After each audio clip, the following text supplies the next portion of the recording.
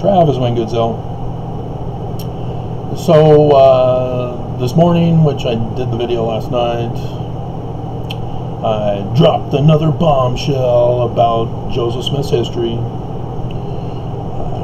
For those of you who've been following for the past 5 years now, should have seen it coming.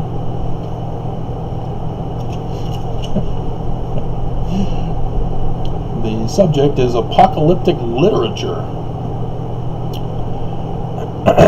Apocalyptic literature contains three main elements to qualify. One, you have a messianic character, a Christ, a superhero, a superheroine. They can be women. You have destruction presented by angelic or messengers. And then you have supernatural acts. That's all that's required to qualify apocalyptic literature as apocalyptic literature. Because of the supernatural involvement, it is not real. And oftentimes people use that to justify a future, as oftentimes there are signs in the heavens that accompany it, and thus, yes, it is in the future in those cases. The book of Revelation has astronomical signs in the heavens that, using a stellarium program, we can identify exactly the day and the hour of when they are to occur in the heavens. Joseph Smith, in the revision of the Bible,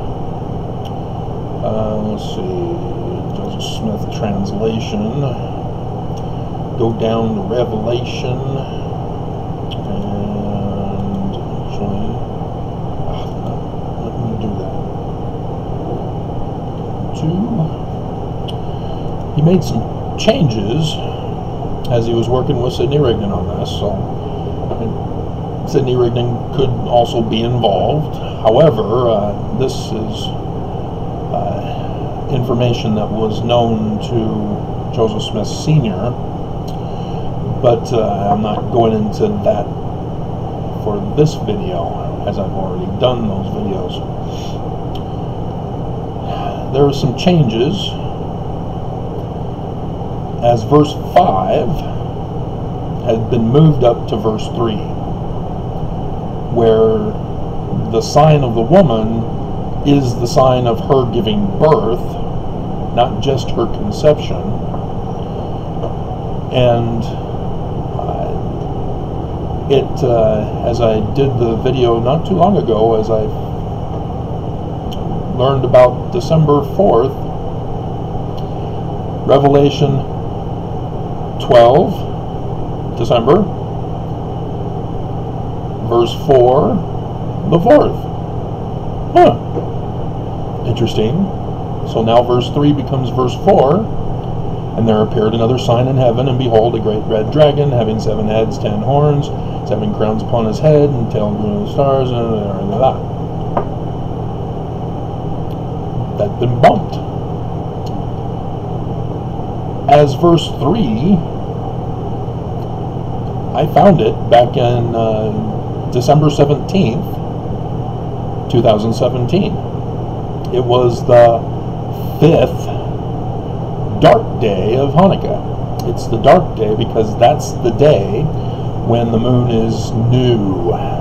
So it's completely dark. Thus the dark day. And that sign about the 7 heads, 10 horns, specifically, is the difference.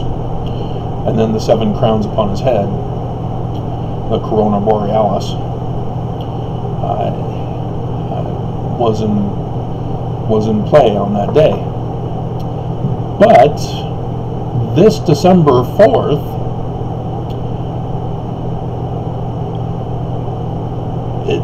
it's the 5th day of Hanukkah again. So I thought that was curious. But the sign is not the same. There obviously is a similar sign, as it is right there at Apocalyptic still, but it's a bit back because we're going forward in time, and so things are creeping backwards. So if you are unfamiliar, if you go to the 2,000 years previous,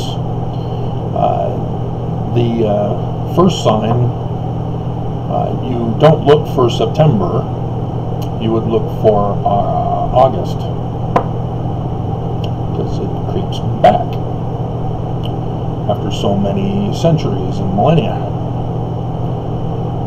But you also see there are stories involved here. The signs in the heavens are likened unto apocalyptic literature. And so his tail drew the third part of the stars of heaven and did cast them to the earth. That's the quadranted meteor showers. That was on the 2nd of January 2018 at 10:02 p.m. Wonder what was going on in the church at that time. Wonder if somebody fell. And so these are the things you look for apocalyptic literature. And yes, Revelation is apocalyptic. It says it in the name of its book, Apocalypse, which translated is Revelation. But then there's the question of, does this have to do with prophesying into the future of events on earth? Because in verse 1, it has the prepositional phrase added, in the likeness of things on earth. So that the signs in heavens are the sign of an actual event on earth. So like the stop sign, it's just a sign. But we as drivers have to therefore stop. We then become the fulfillment of the sign when we stop at the line, according to the stop sign. That's how Joseph is saying this is going to work.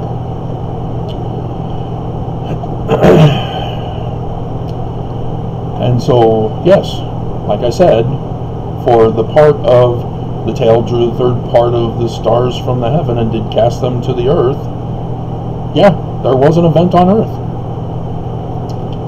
Yes, indeed. There was one for the sign of both the conception and the birth of the woman. The sign of the dragon, it sort of snuck by everybody. But, fun stuff, huh? This shouldn't be new to anybody, but who else is covering this? Nobody. And so when we get to the Joseph Smith history, we have Joseph Smith, real guy. He's talking about his history. My father, Joseph Smith Sr., left the state of Vermont and moved to Palmyra, Ontario, now Wayne County in the state of New York, when I was in my 10th year or thereabouts. He's leading us to believe this is his actual history. And then we get to the build-up, where historians, not church historians, real historians, are finding out, hey, no, these events did not occur or at least did not occur at the time Joseph is claiming them to have occurred. And so there's an anachronism going on, or Joseph Smith is doing something else. I already gave you the clue in the intro here. It's apocalyptic literature. And so this whole thing about the religious revival movement and the Baptists, Methodists, and the Presbyterians, which were the three main groups that Joseph had dealt with in his life. The Baptists were Sidney Rigdon's religion, which specifically the Baptist Campbellites. The Methodists were little Emma Hales. She was actually a year older than Joseph, so she was a cougar. And that's her family were Methodists, and so the real church historians, not the church historians, will tell you all about Joseph Smith, his firstborn dying, and he and Emma go and attend their church, her church, for comfort. But Joseph Smith got arrested on the 20th of March, 1826, and so the Methodists, knowing this, wanted nothing to do with Joseph, and therefore he and his parents-in-law, family-in-law, had to leave Harmony, Pennsylvania. And that sort of threw a wrench into a certain book publication that was going on, as Martin Harris took the book and ran back to Palmyra, where he was on the anti-Mason committee. Sort of left out in this Joseph Smith history. Wonder why.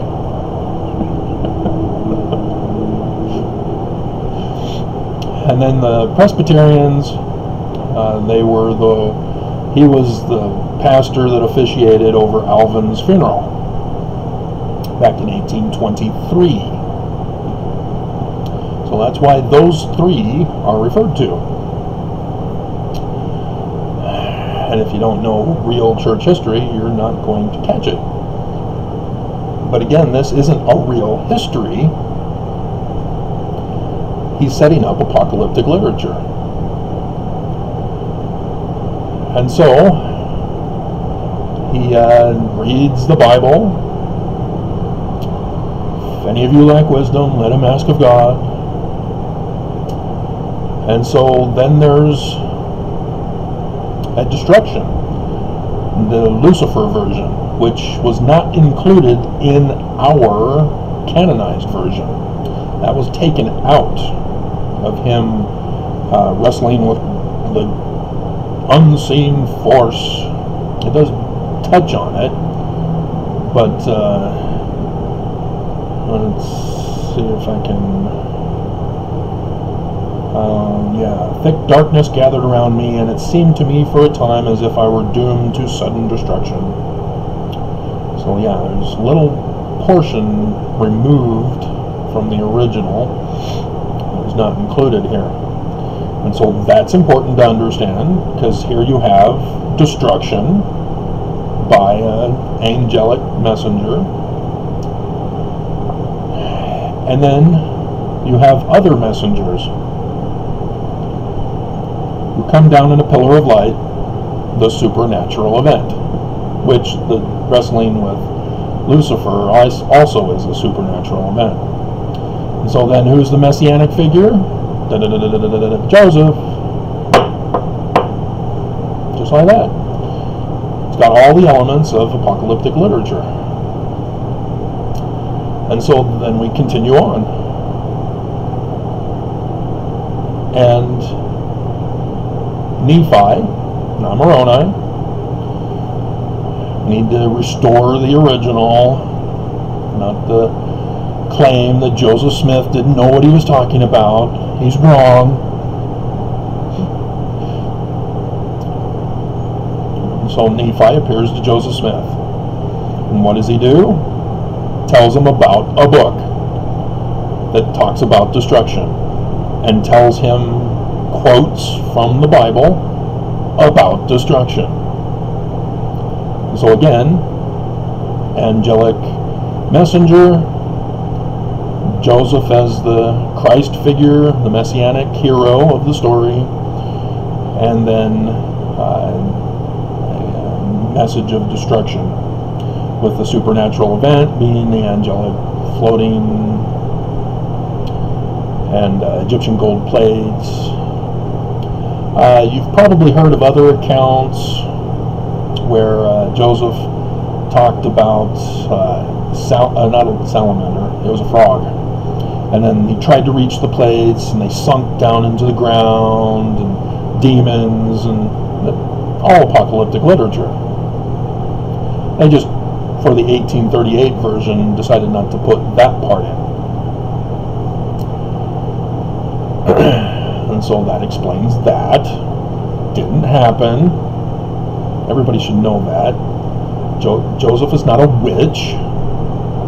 This is apocalyptic literature. And so let's go to the Book of Mormon. The big controversy. Is it a real history? Mormon apologists say yes, and testify that it's true. Testify that Jesus is real, even though Constantine made them all up. And so, we have Nephi. Oh, the one who came to Joseph. Isn't that interesting? But you have a time setting, right around the Babylonian captivity. And so Lehi now is being introduced as the messianic character. And he has a dream and sees supernatural events, as they're actually signs in the heavens. So we know exactly what these dates are that are being given to us. As we see in verse 8, he sees 23rd September 2017.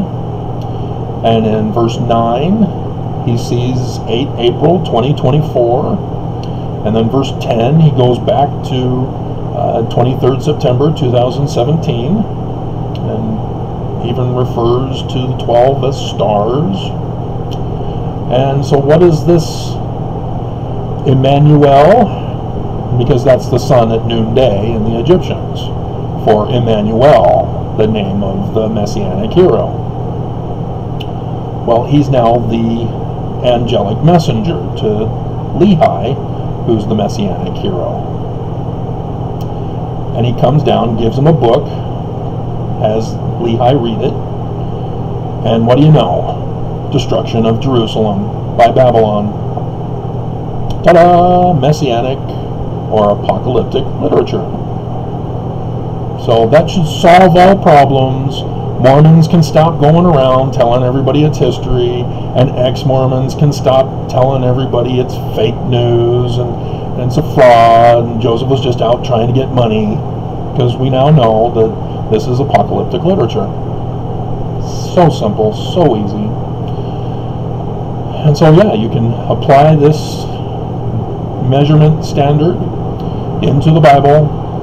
So when you go into the Bible and you read about, I don't know, Sodom and Gomorrah being destroyed, sure enough, messengers talking about destruction and messianic heroes and supernatural events. And then, the Gospels even. Yeah, you have a messianic figure, the Christ, who's Jesus instead of Emmanuel. And supernatural events, which everybody mistakenly calls miracles. The miracles of Jesus. He walks on water, he heals the sick, and casts out demons. And then, of course, there's destruction. outright says, hey, this temple's going to be destroyed, and in 3 days it will be built back up again. And so yes, he's murdered. Just like Samson, which is not in the 5 books of Moses, but still in the Old Testament, in the book of Judges. Samson likewise, Sun King, Messianic hero. Supernatural events. They sort of have messengers. He does riddles and stuff for the messengers, and one messenger told him about the death of his first wife and her father, and those are also signs in the heavens, the deaths. There are 3 sets of deaths corresponding to 3 days of darkness of the latter days, because we know the date because they're signs in the heavens. The first one, the death of the lion, was 21st of August 2017, and the deaths of his first wife and her father by fire is 14 October 2023, and then his death, knocking down the Philistine temple, is 8 April 2024, just like we saw from the Book of Mormon, which comes from the Book of Revelation in chapter 19, verses 11 and 17 specifically, as you see the death and war part mingled among it. So, yes, Scripture is apocalyptic. There's very little history. They talk about certain time periods, claim there are certain characters in those time periods, but here's Joseph coming right out and telling you this is exactly what he's doing. And section 45, he's talking to, O ye people of my church. So is it Presbyterians, Baptists, Methodists? No, Mormons. And so he's going to, let's see, verse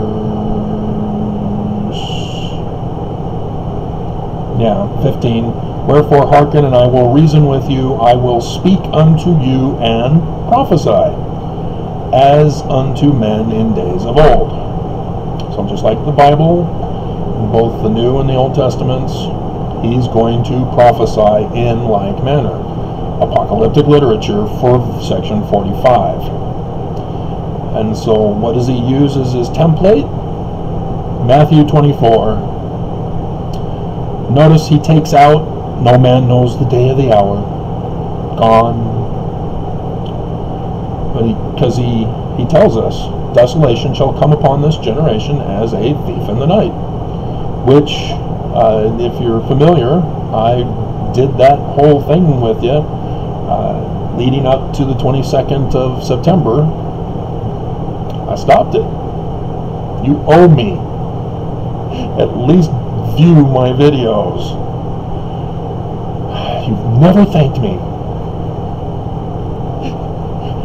Groundhog Day.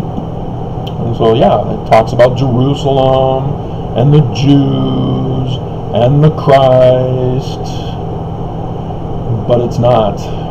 And the Jerusalem temple, but it's not.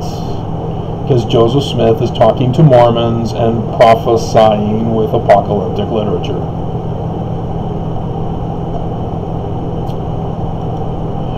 That's it.